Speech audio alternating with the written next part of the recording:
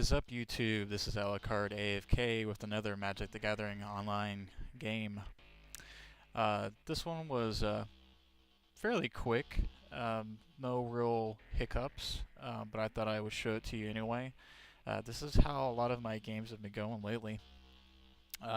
Nothing real exciting, pretty straightforward. The deck performs like it should, between round 7 and this one will end it on 10. But the idea was to get some blockers out there and to get my Sorin's Vengeance, which is the main win condition. And in the opening hand we have Develop Tutor, so that is going to be our way to get that card. So let's go ahead and get started. So I play a Swamp. And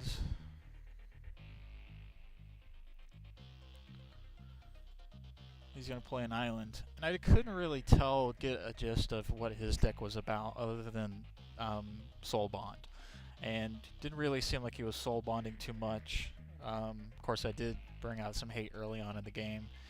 Get rid of those. So he's going to play a Wingcrafter. And I'll highlight that card for you, as always. So as long as the Wingcrafter is out, as long as Wingcrafter is paired with another creature, both creatures have flying. That's pretty good. Not a lot of people have counters for flying. That's one of the reasons why I have some big hitting flyers out in my deck. So that's an Avacyn Restored, right? Yes, I think. Which would be where Soul Bond comes from. And we've got really plenty of lands in this game, in this round. We've got 2 in our hand, and we've got 2 playing out, so we're doing pretty good. And if I know this deck, another land's coming, another land's coming. That's just how it goes.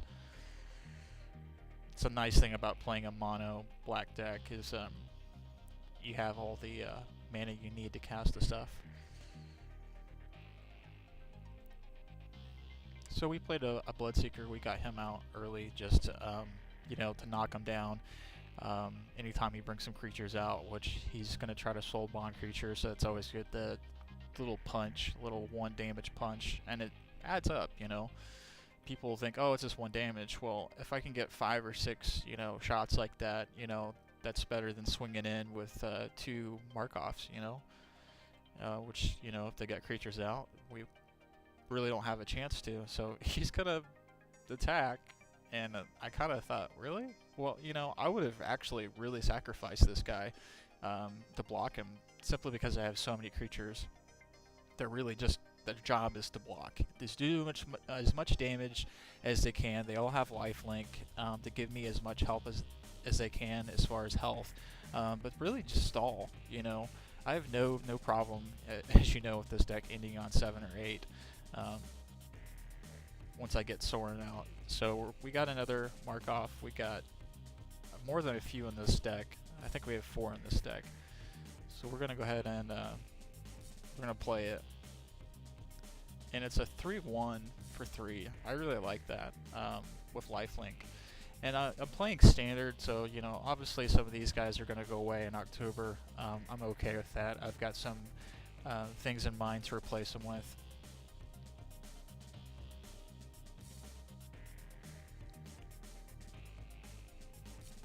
And we will not swing in with our Bloodseeker, even though we would have sacrificed it for a block. I'm not going to purposely attack, and lose him, because this next turn he's going to bring something out, and we can utilize him on that turn to bring something out, and for them to lose some life. So he's going to play a Captain of the Mist. That's another Avacyn. Whenever another human enters the battlefield under your control, untap the captain. Untap the captain. You may tap or untap target permanent. That's a real nice card. And there it is. He's going to lose 1 life just for coming on the field, which is always nice. And it always asks me, do I want to activate that ability? No, I can't think of a reason why I would never want to activate that ability. Unless they had some card out saying, whenever you do damage, you die or something. Whenever your opponent does damage to you, they lose. some crazy card like that. And he's gonna fake attack, which I think is great, and then he's gonna withdraw that. And we got a Guess Verdict, and we also got a Doomblade, which is real nice. We're not playing mono black, so Doomblades work. I'm probably gonna replace these with some Go to the Throats, or Go for the Throat. Later on, once this becomes non-standard in October, so it'll be one higher costing. Of course, murders. Well, actually, no. Go for the Throat, I think, is 2. I'm not sure, 2 or 3, and I can also put some murders in there. Well, I know murder's higher costing, but you know, Doomblade's real nice for now, and of course, Guess Verdict is real nice. So I think we're going to utilize these right now to get rid of these guys. So we're probably going to Doomblade this guy, and we'll probably sacrifice this guy. It doesn't really matter. Yeah, we're going to Doomblade that guy out. Just because I don't want him soul bond with anybody. Now we're going to play Guess Verdict and get rid of this other guy. Which they have to sacrifice one, in case you didn't know what that card did. So now we've cleared the field, and so we have an open, battlefield for Bloodseeker and the Markov to swing in for 4. And Markov has lifelink, so we'll get 3 back. So he'll go to 14, we'll go to 23.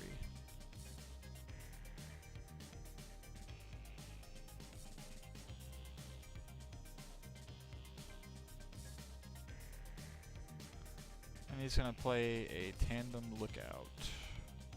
As long as Tandem Lookout is paired with another creature, each of those creatures, as whenever this creature deals damage to an opponent, draw a card. So that's a way for him to get stuff out of his deck. And he'll lose 1 life for coming on the field. And I activate that ability. They always ask you.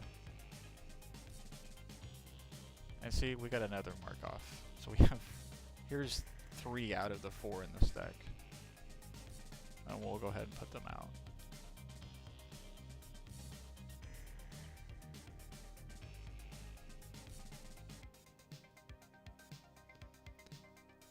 And we could swing in with the Markov. I think we do, just because we've got planted creatures. They may not. Just clear the field. We'll swing in with both. Actually, yeah, we'll just swing in with the Markov. And he will block it, which is fine. Because I'll go to 26, he'll lose his card, and I will lose mine. But again, we got another Markov down here. Yay!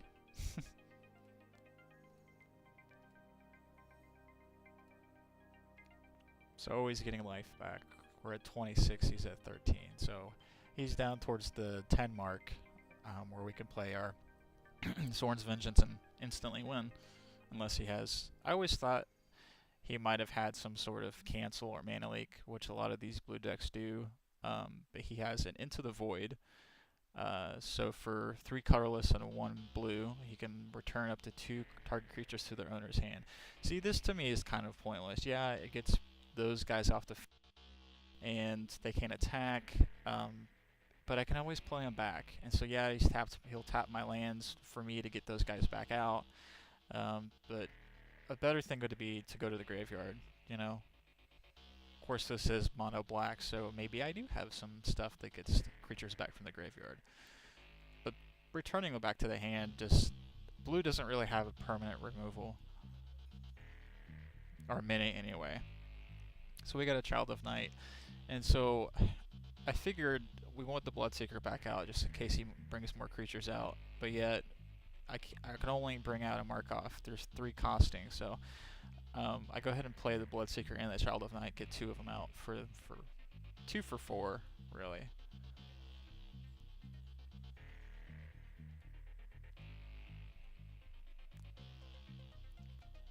So we bring those guys back out, and we've still got 2 Markovs sitting in retreat here.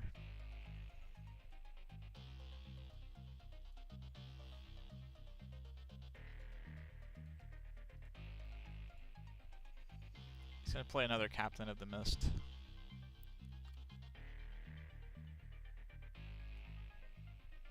And he'll lose a life due to the Bloodseeker's ability. which is why I want him back out on the field. Got another swamp. It never fails. So yeah, we're sitting at 5 mana. We need 2 more to cast Sorin's Vengeance. We'll be using Develop Tutor here in a minute to get that. And we'll go ahead and put another mark off in the meantime.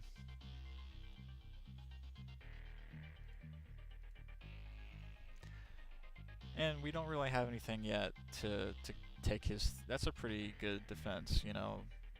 It seems like his cards and blue in general have, you know, low attack, high defense, which is good for blocking. But we have high attack, low defense, so it's kind of opposite. But we don't have enough to kill him, so we'll just not be wasting cards at that point. So we will not attack. We will attack with the mark off when we get a chance. Gonna play another Captain of the Mist. And at this point, he'll lose another life. And really see we're stalling each other. We're just putting out creatures for blockers and stuff.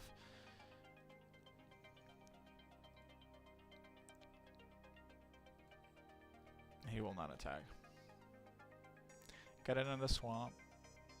That's how it's gonna go. And we will swing in with the... Actually, we'll put the mark out. Another mark off first. So all these guys have 1 defense, you know, so they have good attack.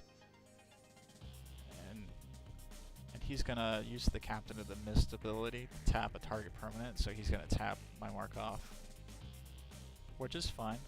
That ensures that I will not be attacking this round because this other mark off has Summoning Sickness. Oh, I do swing in with the Child of Night, which really, do I really do that?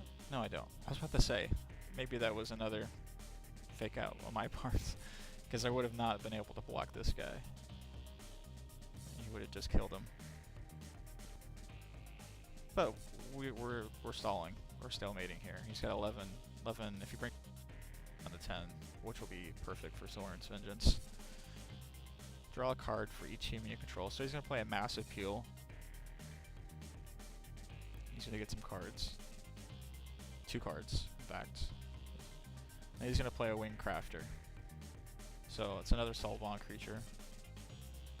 And he'll go right down to 10.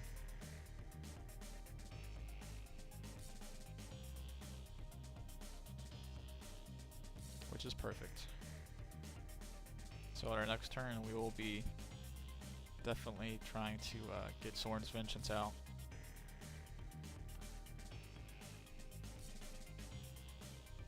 And he's going to play a Spectral Prison. It's going to make sure I don't untap, which is fine. Do not really care, so it doesn't untap during untap step. That's great.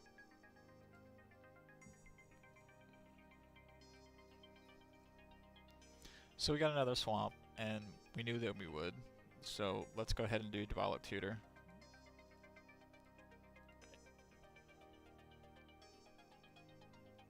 And we'll look for Sorin's Vengeance, which is right there. And we will grab it. So we have everything we need to cast it. He has 10 life, and he will die. Unless he has a Mana Lake or Cancel or some other card that will stop me from using it. And I believe we just swing in with the mark off, just simply because he's the only one that has enough to really take on anything over there. And I don't know if he actually blocks it or not. I don't remember. I think he doesn't block it, which puts him in even a worse position. Yeah, so he's down to 7, we're to 29. So unless he brings out something crazy here, another Wing Crafter, which he'll lose another life, so he's down to 6. Which is always nice, you know, with Elixir Mortality and things like that hovering around. Everybody's playing this color, you know, what is it, 3 or 4 Carlos you can play, get 5 health or something, and it shuffles back into your library. Maybe it's less than mana than that. I don't remember. It's an overpowered card, in my opinion. But, you know, even with that, he would go, well, he would get above 10, but, you know, So anything we can do to knock him down even more. So he's down to 6. Be nice if I can knock him down to 5. That way, even with Elixir Mortality, he's not gonna win this. But he's not gonna have anything like that. He's not gonna attack, which is fine. Honestly, I don't know why he wouldn't. He's got flying. These guys have flying now. Really not sure why. I guess he just knows he's gonna lose. I don't know. So we got a tragic slip, which, yeah, we could take out some of these guys, but we could also win the game. Which would you prefer to do? Mess around with him more and give him a chance to bring out something like Elixir Mortality or 2 or something, or just win the game, or in hope that he doesn't have a mana leak or a cancel or something. So here we go. Let's just start the untapping process. And usually when I get to like this point, it's like, oh snap. So turn 10, he's down to -4. We're up to 39. Look familiar? That's pretty much life drain, or as I call it, life gain. So thanks for watching, guys. Please subscribe. We'll talk to you later. Bye.